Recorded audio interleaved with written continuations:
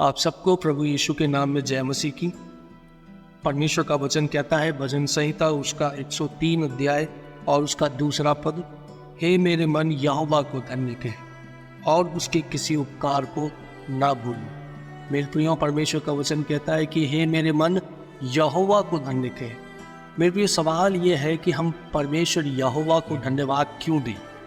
मेरे प्रियो, हम परमेश्वर को इसलिए धन्यवाद देते हैं क्योंकि परमेश्वर ने हमारे लिए बड़े अद्भुत कार्य किए हैं। मेरे प्रियो, हम अपनी सोच से, अपनी समझ से या अपनी ताकत से इस पृथ्वी पर नहीं चल रहे।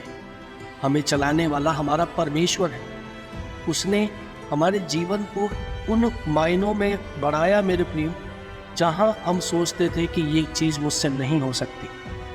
मेरे प्रियो, जब हमारा मन, हमारा हृदय, हमारा सोच, हमारे विचार जब ये कहते हैं कि ये सब कार्य मेरे जीवन में असंभव है, तो सच मानिए मेरे प्रियो, जिन कार्यों को हम असंभव समझते हैं, हमारे परमेश्वर के लिए वो कार्य कभी भी असंभव नहीं है।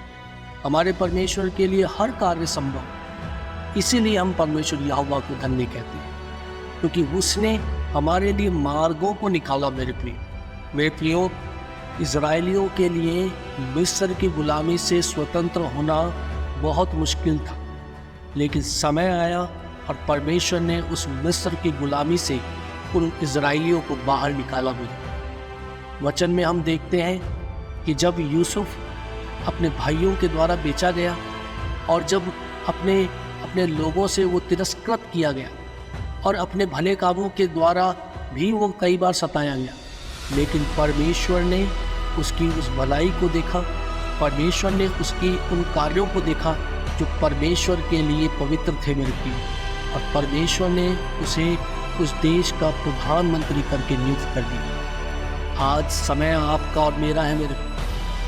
आज के समय में परमेश्वर आपसे और मुझसे भी यही चाहता है कि हम हमारे जीवन में उन उपकारों को देखें जो उपकार परमेश्वर ने हमारे जीवन में किए। उन बातों को हम सोचें, विचारें कि जो कार्य परमेश्वर ने हमारे लिए किए हैं वो कार्य कैसे हैं, क्योंकि परमेश्वर ने हमारे लिए कोई परेशानियां या कोई तकलीफ़ें नहीं रखी हैं। परमेश्वर का वचन कहता है कि वो हमारे कार्यों में दुखों को नहीं मिलाता।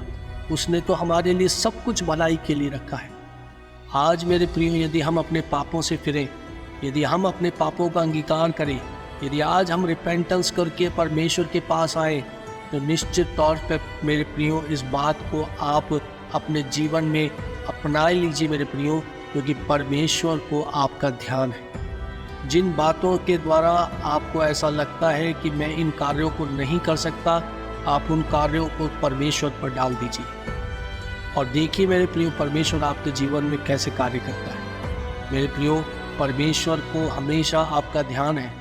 वो आपके बारे में निरंतर सोचता रहता है। वो चाहता है कि उसके बेटे और बेटियां हमेशा सुख और आनंद के जीवन को जिए। मेरे प्रियो, आज की भोर परमेश्वर हमसे ये कहना चाहता है कि हम परमेश्वर के सानिध्य में बने रहें, उसके साथ संगति करते रहें और हर समय उसको धन्यवाद देते और उसके किसी भी उपकार को ना भूलें। परमेश्वर का धन्यवाद हो इन सुंदर वचनों के लिए। परमेश्वर इन वचनों के द्वारा हम सबको आशीष दे। Thank you so much. जय मसीह।